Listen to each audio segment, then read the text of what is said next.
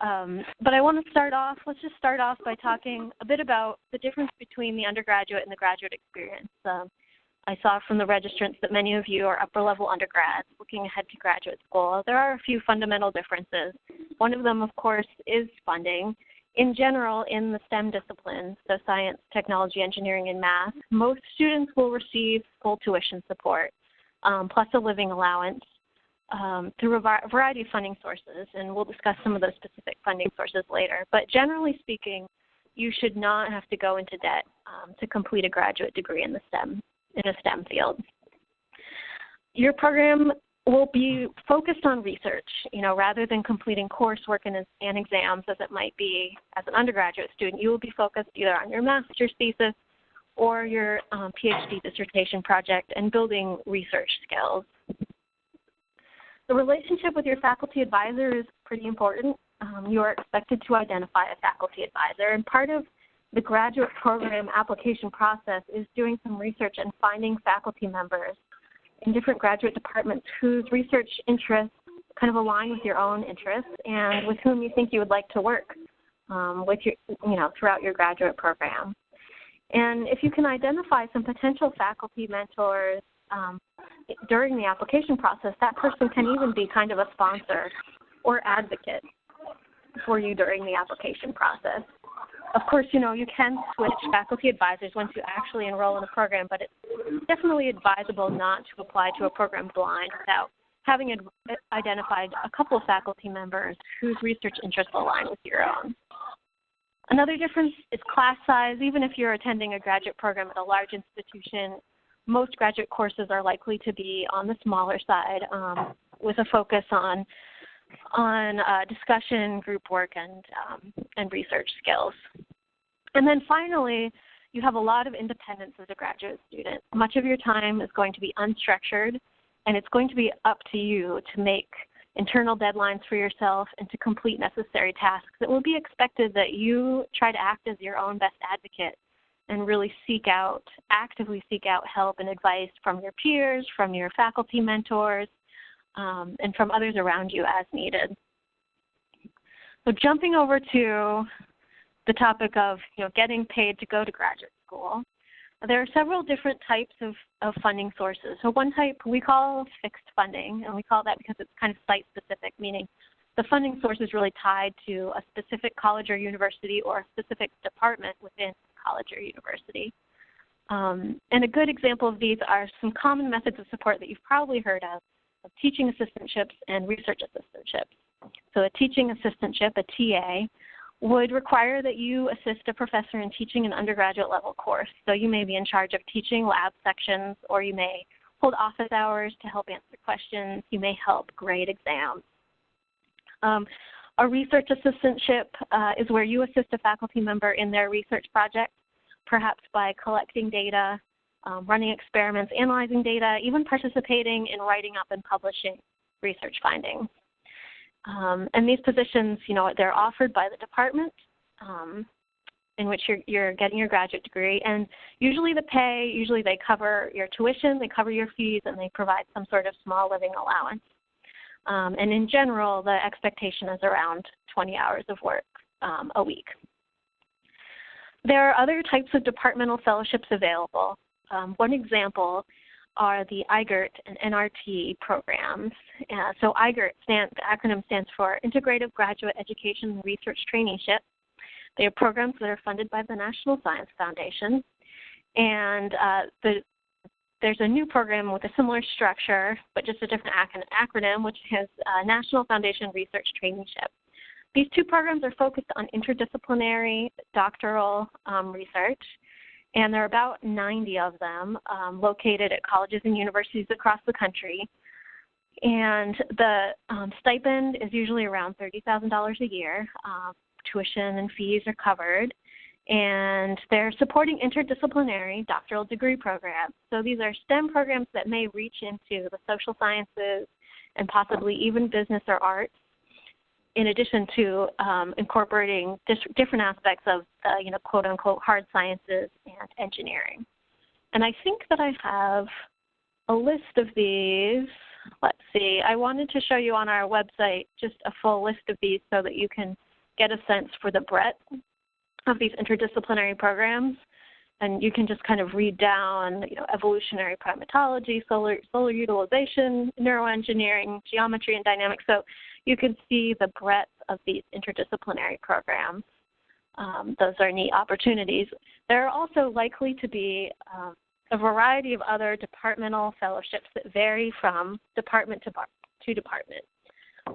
So departments may offer special fellowships for students studying certain topics, for women or for underrepresented minorities. Individual faculty may also have some fellowship support that they can offer through one of their funded research grants. And those are the types of fellowships that you generally will kind of learn about through the graduate application process, and they are fellowship opportunities that you can ask about when you are kind of interviewing graduate programs and deciding where to apply. You can ask about the availability of departmental fellowships and get an idea for what might be available at different departments. So that was fixed funding tied to a specific college or university. There's also portable funding. And this is funding that you can take with you to just about any college or university across the country. This funding gives you a bit more freedom than the fixed funding, since you can generally take it anywhere, and it often comes with a fair amount of prestige as well. One example that you've probably heard of is the National Science Foundation's Graduate Research Fellowship. It's one of the largest fellowships out there in terms of the number of fellowships awarded each year. It's very prestigious, and it provides, again, about a $30,000 annual stipend, plus cost of living and the tuition coverage. The deadlines for this fellowship are very early in the fall, and they vary a bit by discipline. And so, if you are an undergraduate right now, you're looking at quite early fellowship deadlines, which we'll talk a little bit about. But so that's the NSF GRF. NASA is another example of a federal agency that offers graduate fellowships. And again, the stipend ranges around $30,000 plus tuition coverage. The NASA fellowships tend to be a little unique in that they involve a summer internship component where you are paired with a NASA scientist and work with that person at a NASA center over the summer. So during the academic year, you're working on campus with your faculty advisor, and then during the summer, you're working for about 8 to 10 weeks at a NASA center where you can, make use of the NASA instrumentation and the mentors that are there at NASA. Both of these programs can fund master's or PhD students. And NASA has a few different programs. This new one, AS and A-STAR, actually had a June 17th deadline, so super early. That's already passed. But in general, most of the fellowship deadlines will be kind of September through January. So early fall is typical. And there are tons of other programs out there, and I'll do a little demo search on our website, which is a good tool for finding those programs. Really, your problem is probably going to be kind of narrowing down your list and figuring out which ones you want to apply to and when. I would encourage you to apply to as many as you can while putting together a quality application, because the worst thing that can happen is you have to turn somebody down. And then, as you're kind of planning ahead and thinking about support systems, of course, monetary funding is really important, but also professional development support and other means of supporting your graduate success are also important. So I encourage you to see what types of professional development programs, mentoring programs, and other support resources are available on the campuses to which you are considering applying. And remember that if your department doesn't offer something, the university as a whole may offer something. Just as an example, one program that's out there is called AGAP, and the acronym stands for Alliance for Graduate Education and the Professoriate. These are National Science Foundation-funded alliances of institutions, and they provide support. So it's kind of not major funding support, but they provide social activities, professional development activities like dissertation workshops, workshops on how to negotiate a job interview, how to negotiate a salary, how to find a job after graduate school. They might support you to travel to a conference to present your research or network with other professionals. And this type of support is really key to a successful graduate experience. So I encourage you to do some research on these. There are other programs like this as well. So jumping into a quick kind of outline of how to apply. I'm not going to go into great detail, but I want to give a little bit of an outline. And the biggest thing really is sitting down and creating an overall game plan or strategy for funding your graduate education. If you are a rising undergraduate senior and you're going to be going straight to graduate school, this is something you might want to do right about now because your application deadlines are going to be in early fall, so summer is a great time to sit down and kind of start strategizing and planning. Each type of the fellowships that I talked about brings its own benefit, and most students end up with kind of a mixed funding source, meaning some fixed funding and some fellowship funding. Just as an example, if you really want to teach in the future, you should definitely try to get a TA position for at least one semester so that you can practice your teaching skills, before you're actually a professor. On the other hand, an RA position may be really valuable because you're working on a faculty member's funded project and they're really invested in you because of that. But of course, portable funding is flexible and it's prestigious. And then, eligibility requirements and deadlines will vary. So kind of mapping out your strategy is really helpful and really important. I'd like to suggest that you take a look at this timeline that was created by the Committee for Institutional Cooperation, and it's attached to this little concept. I have it open in another tab. This is a really nice timeline. It's focused on applying to graduate programs rather than fellowships, but it's really nice month by month. When should you take the GRE, et cetera, et cetera. So I encourage you to take a look at that as you're kind of putting together your 12 to 24 month, timeline and strategy. The place you're probably going to start is just searching for programs and getting a sense for deadlines and eligibility. And for that, I want to give a really brief tour of our website, Pathways to Science, because it's a helpful tool. Right there in the middle, there's the Search 1500 Programs button. There's a basic search. Probably what you want to use is the advanced search. I'm going to click on that. And just as an example, I'm going to search for fellowships for PhD students. So I chose PhD for the user group. And I'm going to look for, yes, portable funding. And do a search. And you'll see 47 different programs came up. The little suitcase icon means it's a portable funding opportunity. And most of these programs will be announcing their deadlines, if they haven't already, in the next month or two. So this is a great time to start searching. And just in terms of what the, kind of this application characteristics of these funding types, portable funding has, generally really early deadlines in the fall, as I've mentioned. And the application for portable fellowships is entirely separate from the graduate application process. So because of the early deadlines, in fact, if you're an undergraduate senior, you'll probably be applying for portable funding fellowships before you even know where you're going to be accepted to graduate school, and that's okay. Most applications will just ask, where you are applying, and they'll ask for confirmation of your enrollment before they actually give you the funding. There are varying eligibility requirements, so you want to pay attention to that. In general, the application will have some common criteria. One of those is letters of recommendation. Another is a personal statement and a research statement. And if you are an undergraduate, your research statement is, a proposal of a research topic that you're interested in doing when you become a graduate student, with the understanding that the exact details may change since you don't know what school you're going to and what advisor you're going to be working with yet. So that's okay. For undergraduates, the purpose of the research statement is largely to see if you're able to put together a thorough and logical proposal around a certain topic. And you, as an undergraduate senior, are not going to be compared apples to apples with, a second-year PhD student who's already enrolled.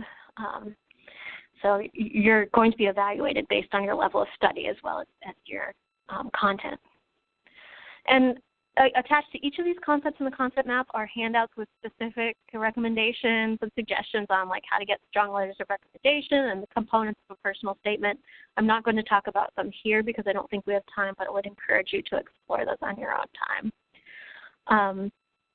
The applications for fixed funding, these generally have later deadlines and are actually normally kind of part of the graduate application process. So most graduate programs use a standard January 1 application deadline. When you're interviewing graduate programs, you might want to ask about the availability of funding and if you need to do anything in specifically to make yourself eligible for that funding. And many departments, simply applying to the graduate program places you into the pool of applicants for TA and RA positions. In some cases, you may need to choose to add an optional additional essay or personal statement or something like that to be considered for a special fellowship. And it can be helpful, if you know ahead of time that there's a departmental fellowship available for underrepresented minorities or women or students with disabilities, for example, then you will want to make sure that you declare that on your application in order to be eligible. And then finally, the professional development programs have variable deadlines and application procedures, and some don't have any application procedures at all. So you'll just want to review each program's website and make sure you know what their unique requirements are. So with that, I think I would like to introduce our guest speaker, Angelo, and Angela Astorga, who's a current PhD student. Hello, everyone. My name is Angelo Astorga, and as Liv mentioned, I am so I just finished my first year in the PhD program. I'm going to my second year. I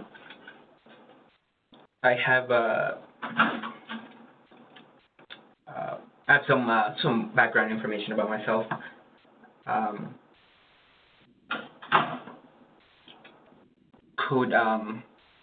Liv, could you move to the next slide, please? Yes.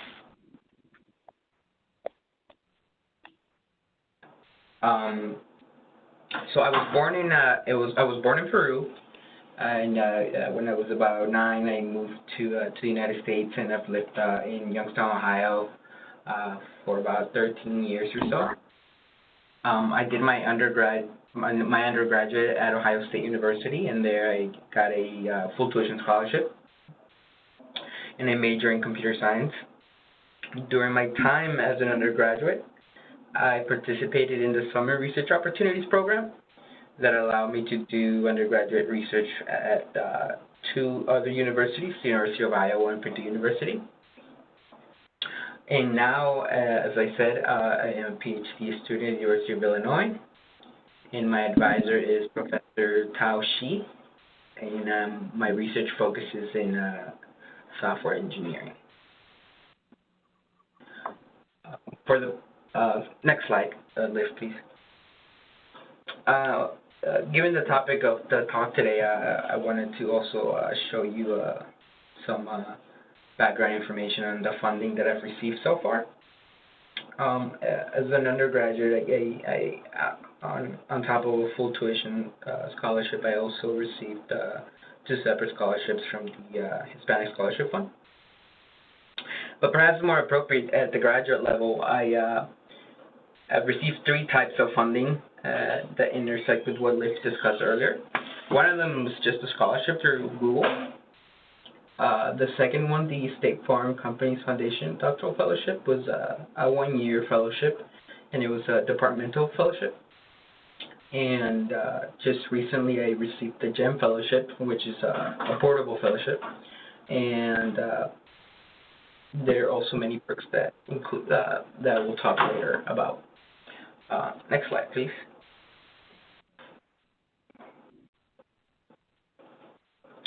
I want to discuss about my earlier research experience as an undergraduate and how it helped me not only get to graduate school but also obtain funding opportunities.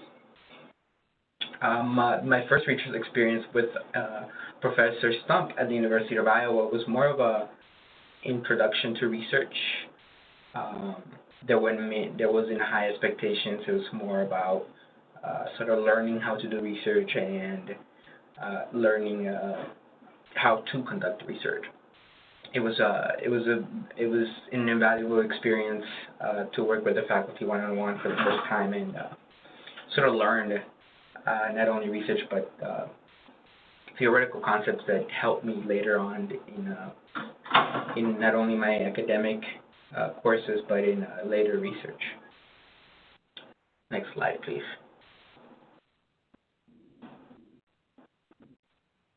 My second research experience, I was a junior at Purdue University, was more not more difficult, but there were higher expectations.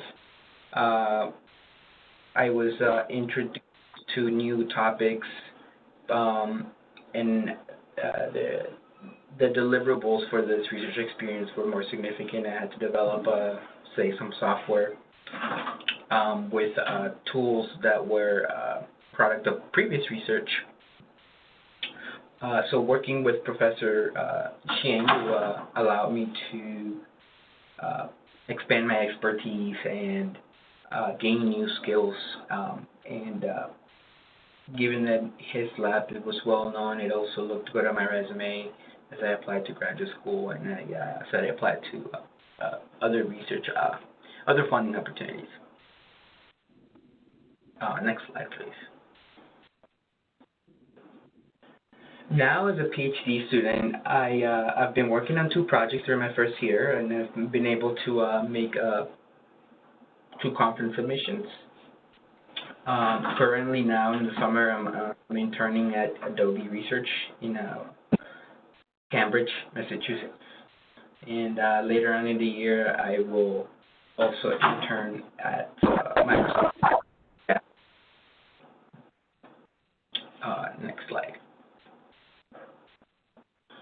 So here's where I talk about a little more about the funding opportunities that I got in graduate school, and one of them is the Google Scholarship, and I thought that one of the requirements were 2 letters of recommendations, which one of them was Professor Stump, and the other one was another mentor from Ohio State, Cindy Freeman. And this particular scholarship really focused on my extracurricular experience. It was targeted for underrepresented students like myself, and it also required that we had done some general technical project, but not necessarily anything specific. Next one, please. Next. For the departmental fellowship, that really just relied on my on the recommendation from my current advisor. I really didn't have to do anything more than that, and that's kind of sort of the differences between the funding opportunities there. Now, this last current one, the GEM fellowship, I kind of sort of lucked out in a way because compared to the other funding opportunities, the fellowship is sponsored by a company, and in this case, it happened to be Adobe. And for the particular skills that they were looking for a summer intern, I happened to have them, the particular experience. So to get this opportunity, not only was having letters of recommendations from my advisor and previous advisors, but also having a particular technical skills really helped me get this scholarship. And now that's why I have to fulfill this this internship with Adobe as part of my fellowship requirements. So that turned out to be really, really great. Next slide, please.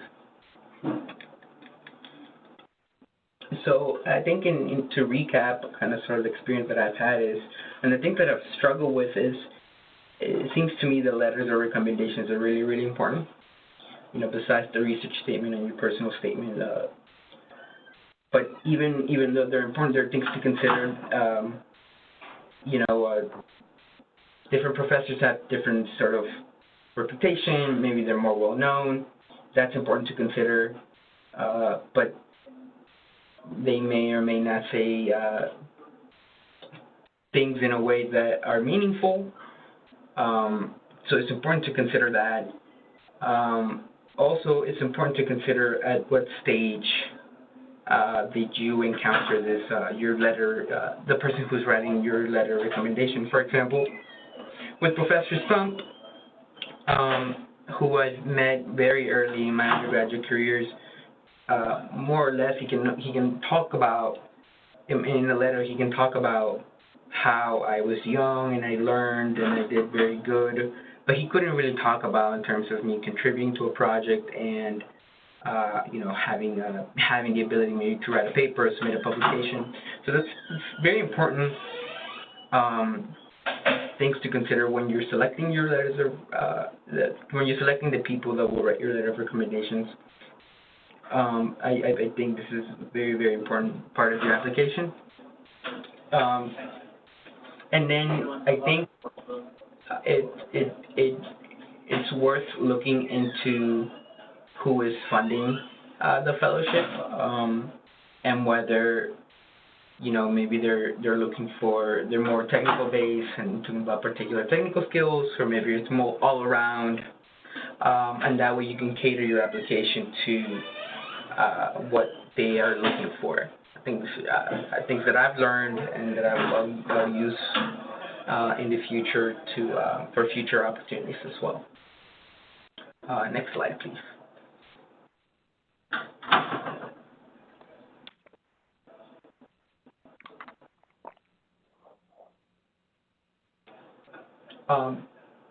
In terms of my experiences, I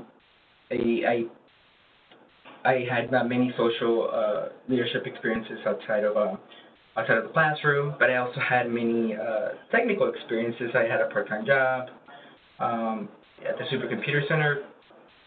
I had the two intern experiences that I mentioned before, and I also worked on some Android development, which is about developing applications for mobile phones. So all these different things kind of helped me that I was able to do while I was an undergraduate, because I applied to these things so early in my graduate program that there wasn't really more that I could do as a graduate student to improve my application, given the short amount of time between undergrad and the deadlines that Liv mentioned earlier between the fellowships. So it's important to take advantage of your undergraduate opportunities. Next slide, please. And here I'm including some contact information if you have questions on what after the talk today. Thank you, and I hope you found something useful in my presentation. Thank you, Angelo, very much. If you have any questions, please go ahead and put them in the chat box, but we'll move right on to our next guest speaker and handle questions at the end. And our next speaker is Andrew Mountcastle, who is a research associate at Harvard. Hi, folks. Thanks for having me. Angela, that was some great information. Thanks. And thanks also, Liv, for the nice background you gave.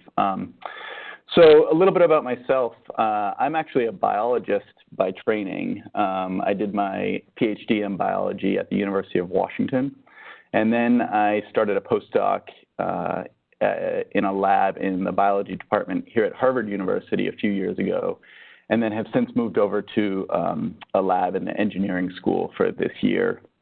And then, as Liv mentioned, I'm going to be moving on to Bates College in a couple months now. And so my research focuses on insect flight primarily. And I'm really interested in the form and function of insect flight. And as part of that, I like to sort of look at insect design as sort of bio-inspiration for building some cool robots. And we build one of those here in the lab I'm in now, which is an insect scale flapping device called the RoboBee. So that's just a little background, and you can feel free to visit my website. There's a lot more information there. And if you have any questions after this conference that you're not able to raise now, certainly feel free to contact me anytime. So for my graduate time, I had a variety of sources of funding. So for a few years, I was funded by research assistantships at the University of Washington. And for most of those were in the lab of my advisor. And what you'll find as graduate students is if you are getting funding as a research assistant, oftentimes, although not always, that funding will come from a grant that your advisor has. Others in my cohort had to, if they weren't teaching for funding, they would rotate through other labs that were in labs of other faculty members in the department who were not their immediate supervisor. And sometimes that was out of necessity because their advisor might not have had grant funding to support the work that they wanted to do. So I had some funding through a research assistant, through a few research assistantships, and then I also did some teaching. What you'll find in many programs will require you as graduate students to do some minimum number of semesters or quarters as teaching assistants. So in my case at the University of Washington, we had to do at least 3 quarters of teaching. And so this worked out to be a year of funding for me. Now, as Liv mentioned, many programs will allow you to get funding as a graduate student by teaching. And so there were other members of my department, other sort of graduate students that were my colleagues who had to teach more than 3 semesters because they weren't able to line up research assistantships for their stipend for certain quarters or semesters. Now, for some of them, this was great. Teaching is a great experience. It's something you absolutely should gain some experience in as a graduate student. But I will say that teaching, as you can imagine, it takes a lot of time. And some of the graduate students who are forced to get their funding solely from teaching assistantships every quarter or every semester found that their research, they couldn't make as quick progress in their research as they had hoped to, and some of them had to sort of ended up staying in graduate school a little bit longer than they would have liked as a result. So that's something to keep in mind. And everybody's, each of you will have different interests as far as, and sort of goals as far as what you want to get out of a graduate student. And as I say, some of you may really want to teach as much as possible. It is a great experience. But just something to keep in mind. Now, in addition to my funding through as a research assistant and also as a teaching assistant, I also was lucky enough to get one of the NSF graduate research fellowships that Liv had mentioned. So I actually got this my second year as a graduate student. And one thing I'm not sure Liv mentioned is you actually are able to apply to this particular grant up to 3 times. And you can start applying as basically in your year prior to entering graduate school. So you don't have to know the school that you're going to go to. As Liv mentioned, this is a portable fund, which is really nice. It's also really nice if you, for whatever reason, start at one program and then, a year or 2 into your graduate program, decide to move to a different institution. Obviously, these funds go with you, which is really nice. So I'll make a few more points about this particular fellowship, simply because it's the one I have the most experience about. And then I'd like to just make a few points more generally about applying for funding as a graduate student. So with respect to the Graduate Research Fellowship, as I say, you can apply up to 3 times. One of the things that I think Liv did touch upon, but I just want to reiterate, is as part of this fellowship, you will prepare a research statement about what you intend to study for your graduate program.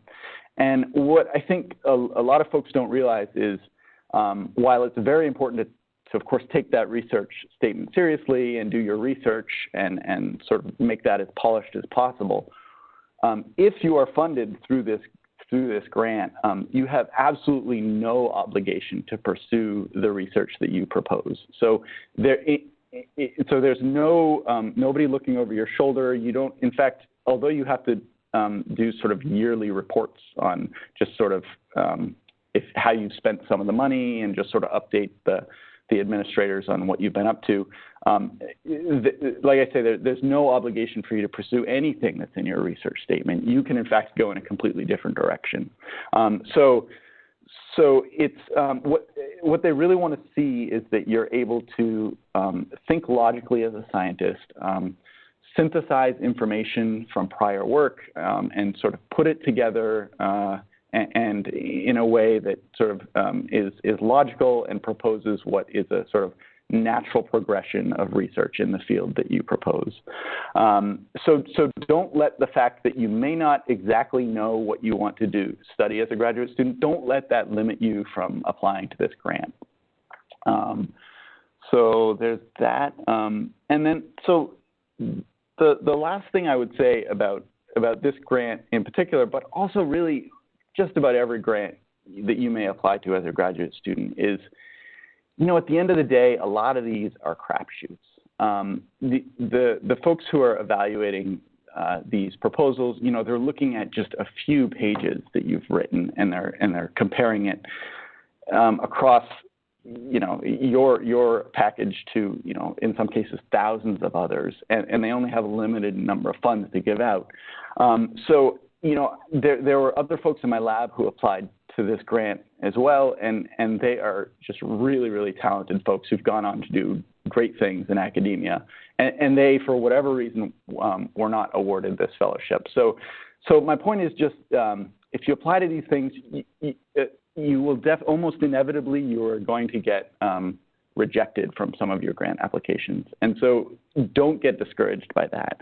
It's not a statement of your value as a scientist or a graduate student. Really, at the end of the day, in most cases, these are just crapshoots, and sometimes you get lucky and you win the lottery, and sometimes you don't.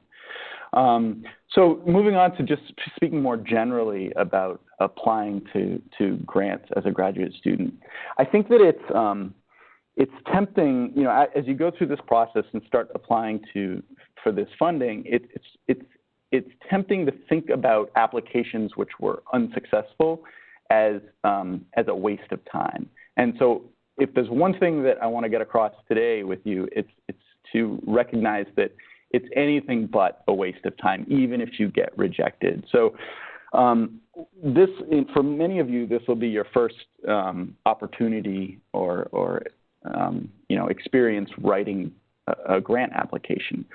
But the truth of it is, especially if you're going to continue in academia, writing grants is something you're going to be doing regularly for the rest of your career. And so the earlier that you start to gain experience with this process, which is a learned process, I mean, this is something that you will develop the skills at applying at basically grant writing. And it's not something that comes naturally to most people. And so the earlier that you start gaining some experience, the better you will become, and the faster you will become better, and that will really it will reward you down the road, even if your initial grant applications are unsuccessful. And the other value in writing grants that I found that I don't think I recognized at the beginning was that if you apply, let's say you apply to this graduate research fellowship, what you will have is 3 documents. I think if it's the same as it was when I applied a few years ago, they require 3 documents. One is a research statement, one is a personal statement, and one is your broader impact statement. And what you will end up with if you spend a significant amount of time on this grant proposal is 3 documents that are really highly polished versions of narrative, basically. And what I found after I spent a lot of time on these grant applications is I would reuse large chunks of what I wrote in subsequent grant applications. I would put some of the text on my website, and it's not the topic of today's conversation, but one thing I would encourage you to all think about is building your own website early in your career as a graduate student. So the time you spend on these grant applications, it really is valuable for a number of reasons, and it will reward you in ways that I think you will be unexpected to you. So as much as it's tempting to think of this as like, oh man, especially as an early graduate student, you're going to be taking classes, your time is going to be pulled in any number of directions, and it's hard to say, okay, I'm going to stop all this other stuff that I should be doing to write this grant that I feel like I don't have a good chance of getting. But push forward with it, write it. It only gets easier, and it really is a great experience that helps you develop some really, really useful skills.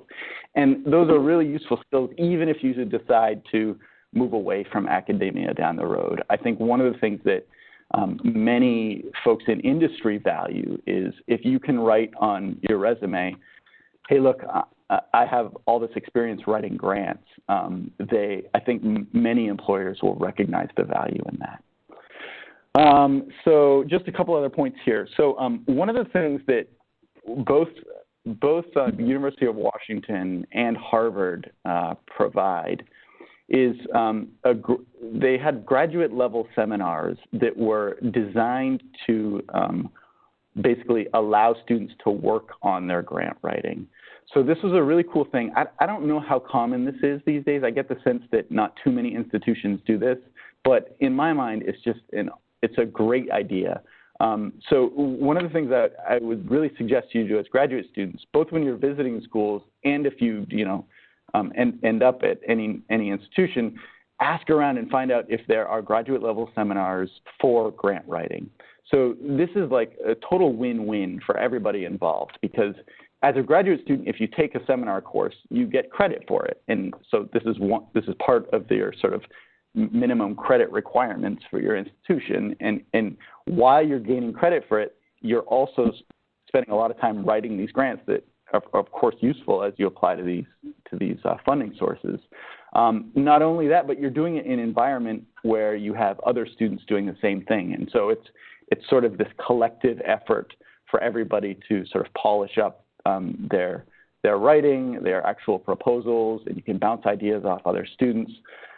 It really is a great thing. And so there's a good chance that your program may not offer one of these particular courses, but I would say don't stop there. I would actually ask your advisor or ask around to other faculty in the department and suggest that they teach one of these courses, because as faculty members, this is a pretty sweet gig too, because they have sort of minimum requirements for their teaching, and teaching a bunch of really highly motivated graduate students how to write grants is a pretty sweet gig for them too. So ask around, find out if these grant writing classes exist. If they don't, try to suggest that your advisor or other faculty actually institute one of these courses. I think that would be really valuable for all of you.